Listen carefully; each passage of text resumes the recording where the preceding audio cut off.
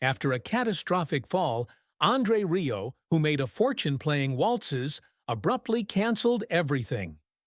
In Mexico City, at the age of 74, his body finally gave up. His son has inherited his enormous empire, which has resulted in the expulsion of fans and the cancellation of programs. The startling reality? The man who promised he'd play until he was 140 may be compelled to quit despite performing 100 gigs a year and owning 80 houses. It is possible that his farewell performance in Maastricht will be his last. The musical prodigy André Rieu came from a dysfunctional household in Maastricht, Netherlands, where he was born in 1949. A member of his family held the position of Maastricht Symphony Orchestra conductor, a man who took discipline seriously and didn't value love. As a child, André's home felt more like a concentration camp than a place where children could play. He was the third of 6 siblings. Kindness and embraces were unusual. The discipline and silence of their rigorous Roman Catholic upbringing were deeply ingrained in his parents. Companions were not permitted entry. They were rather silent. According to what André claimed, my parents didn't really care for me. No, it wasn't speculated. He held this belief in his heart, and he carried it with him. Even as a little child, André's boundless enthusiasm ran counter to his parents' icy upbringing. The professor's description of André as an artist was an insult to his mother, who was overly preoccupied with her son's academic performance and music lessons. Without peak performance, André felt completely invisible in that kind of thinking. He sought solace in therapy for a long time, seeking to comprehend the meaning of his tragically empty youth. That emptiness, though, may have turned into fuel, the energy he would need to transform the way people listen to classical music in the future. Something surprising occurred when I was 5 years old. The violin itself was not the object of André's affection. Rather, it was his violin teacher. At 18 years old, she possessed stunning beauty and a healthy head of hair. He was so engrossed in her that he hardly paid attention in class. On the other hand, he had a daily motivation to practice his instrument because of his crush. Method and scales were irrelevant to him. He merely aspired to mimic her playing style. Even though other students were still having trouble with simple notes, André had mastered vibrato, the emotional wobble in sound that gives music its life. After just a few weeks of studying her hands, gestures, and sound. Rather than feeling or perfection, that was what stayed with him. The rift between him and his father only deepened with the passage of time. The idea of playing stuffy, solemn classical music was repulsive to André. He aimed to infuse it with pleasure, joy, and vitality. However, that concept was offensive to his father. "I didn't teach you to do waltzes," André's father shouted at him when he expressed an interest in playing waltzes. The rejection was heartless, and when André brought home Marjorie, his future wife, the atmosphere became even more icy. His mom didn't even greet her. Instead, she told her to depart and told André to act like a little boy again by returning to his tidy room. It was the last straw. After leaving with Marjorie, he didn't turn around. His parents stopped coming to his performances after that, even though he was selling out arenas across the world. In 1992, André's father passed away without ever getting a chance to witness his son's transformation. André was actually plotting something behind all this rejection. Something odd began to stand out to him as he worked in his father's orchestra. It seemed like the most of the musicians weren't into the song. Weather was discussed. What they really wanted was a raise. It had no vital signs. However, a miraculous event transpired during the encores. The crowd would go wild whenever the orchestra played a Strauss waltz. Many were pleased. The two of them hummed softly. We felt a shift in energy. At that moment, André realized he wanted to make music like this. Not to win over critics, but to inspire audiences. After a dying woman hadn't opened her eyes in days, he performed a gentle serenade for her one day. However, she flung them open as soon as the music started to play. The impact of music became crystal clear to André at that very moment. Feelings, not perfection, were the most important thing. At that point, the notion of forming his own orchestra began to take shape. André began modestly in 1978, when he was 29 years old, caring for his newborn baby at home with few funds. He assembled a small ensemble known as the Maastricht Salon Orchestra. They found any available space to play in. Locations such as weddings, town halls, and border towns in Belgium and Germany. The majority of the audience had long since forgotten the traditional salon music and waltzes that they played. It lacked glitz. Their profits were low. Yet André was unconcerned. What he loved to do was this. Franz Lehar's Gold and Silver Waltz was one of the pieces he played at a modest performance. After giving it his all, he sensed a change. He felt as though the music was communicating with him. A decision was made that night. It was his destiny. Whether critics thought it was corny, it didn't bother him. To him, it made little difference whether the privileged mocked. He thought there was a way to make classical music fun, and he would not rest until the rest of the world did as well. André Rieu reached a crossroads in his life in 1987. He had been conducting the Maastricht Salon Orchestra for about a decade and was approaching the age of 40. I had the impression that something wasn't quite right. The thrill has faded. We could see the boundaries. Additionally, the previous style was insufficient going forward. He yearned for a greater challenge. He had more in mind than only playing music. He yearned to conjure enchantments, feeling the same elation and awe that audiences previously felt when Johann Strauss personally played violin and conducted, synchronizing his entire body with the music. All that vitality, that joy, that feeling of being alive. To Rieu, it was important to restore it. However, the choice wasn't a picnic. Taking a huge chance was required to launch a brand new venture. He lacked the financial means to hire professional musicians. The financial burden on his own shoulders increased with each musician he hired. The classical music industry wasn't exactly known for its daring, and bookings were murky. Still, he felt compelled to give it a go. The inaugural performance of his newly formed Johann Strauss Orchestra took place on January 1, 1988. It was diminutive. Despite the small audience and just 12 performers, the vibe was electric. Rieu disregarded all regulations.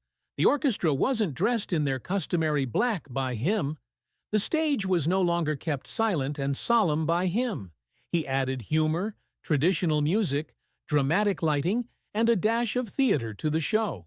Some people thought it was bad. What about the audience? They thought it was cheap and gimmicky. They cheered, grinned, and participated. A spark had been ignited, and Rieu was determined not to let it die. The turning point arrived at that particular second. The Champions League final took place in Vienna in May 1995.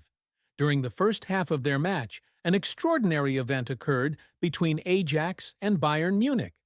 As Rieu and his orchestra took the field, they played Waltz No. 2 by Shostakovich. Dutch viewers had heard the song in an ad, but nobody was prepared for what happened next. No part of the stadium. 50,000 football fans began bopping, humming, and completely engrossed in the music. Nothing had ever been seen before. Across Europe, 300 million people were able to see the live broadcast thanks to the cameras. A cultural shockwave, not only a halftime performance.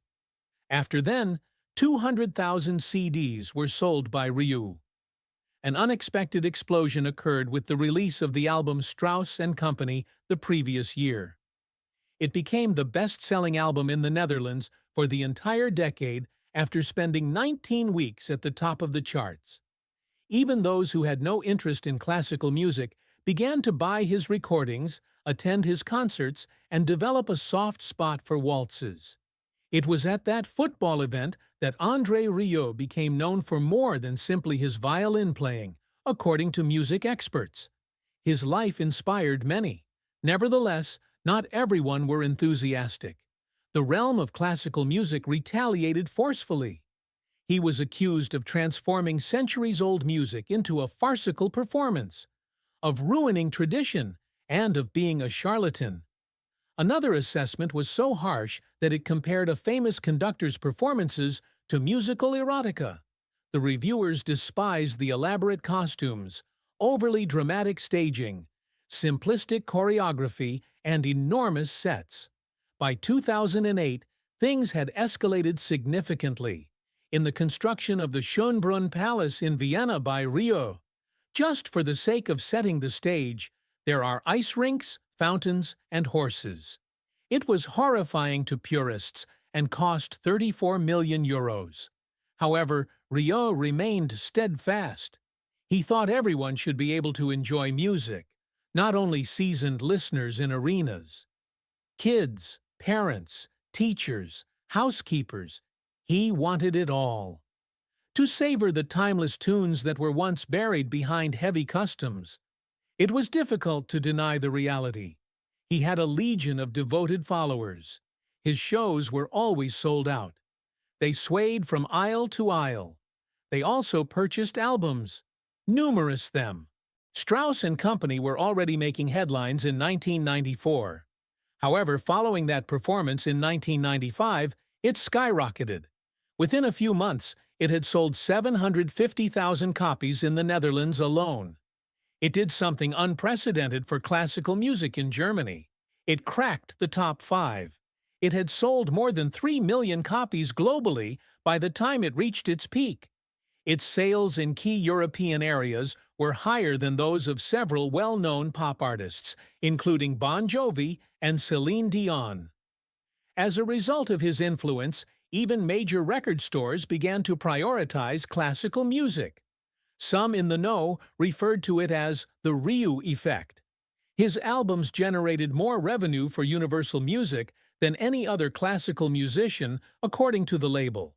He was revolutionizing the industry in addition to making songs. It all started with the one daring choice I made in 1987. He was accused of being haughty when he chose Johann Strauss as the name of his group. He eventually showed them that they were mistaken. Instead of replacing Strauss, he brought him back to life. Strauss waltzes were losing popularity in the 1980s. Almost nobody was using them. But by 2010, Strauss's work had been performed 16 times more frequently, mostly as a result of Rieu. Even larger than Strauss's own band, his orchestra had expanded from 12 members to over 60. Released on the 100th anniversary of Strauss's death, Rieu spoke of his profound affection for the composer in a 1999 tribute album.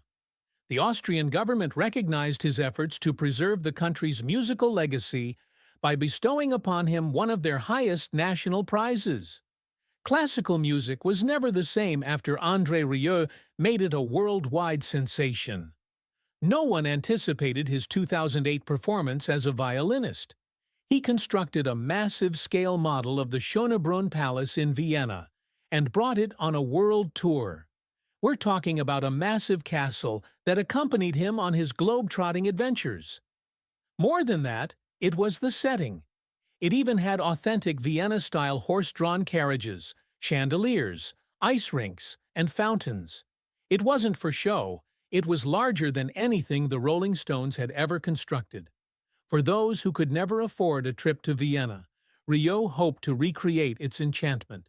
It was a logistical nightmare.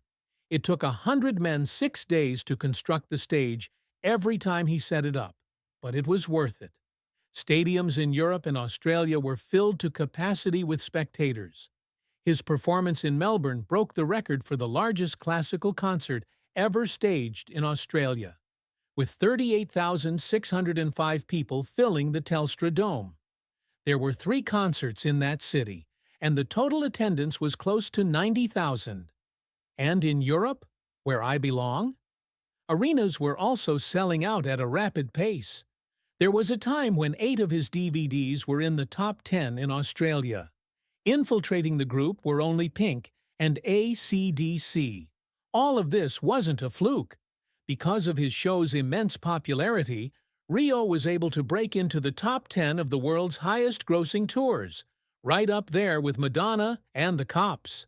Impressive, considering he is renowned as the Waltz King. More than 500 platinum medals were bestowed upon him as a result of the sales of his albums and DVDs. Not a single other classical musician has ever played that scale. A bespoke chrome violin trophy was presented to him by Universal Music to commemorate the occasion. They claim to have never witnessed anything like his level of success in the music industry, but not everything was roses and unicorns. Tragic events marred an otherwise joyous 2016 Christmas tour in the United Kingdom. While the orchestra was staying in Leeds, long-standing trombonist Rhoda Merckx, a member of Rieu, had an unexpected heart attack while sleeping. Rieu and him had been together for almost 20 years. A fellow orchestra violinist, his wife was standing by his side. Home was where their 2 children resided. The gang was taken aback by the occasion. Rieu acted immediately. That night, he called off the Nottingham event. Plus, he promptly rescheduled the remainder of his UK tour. The calendar no longer includes London, Birmingham, Manchester, or Glasgow. The way Rieu referred to his orchestra as a family was sincere. A number of them had been associated with him for over 25 years. It was tragic to lose a family member just before Christmas. After returning to the Netherlands via plane, Merckx didn't make it. He died 5 days after that. Rieu noticed a difference when he returned to the UK in March. Even if there weren't as many people, the enchantment remained. He too was cognizant of what transpired in December. After decades of enchantment, André Rieu was nearly broken in March 2024 upon returning to Mexico City.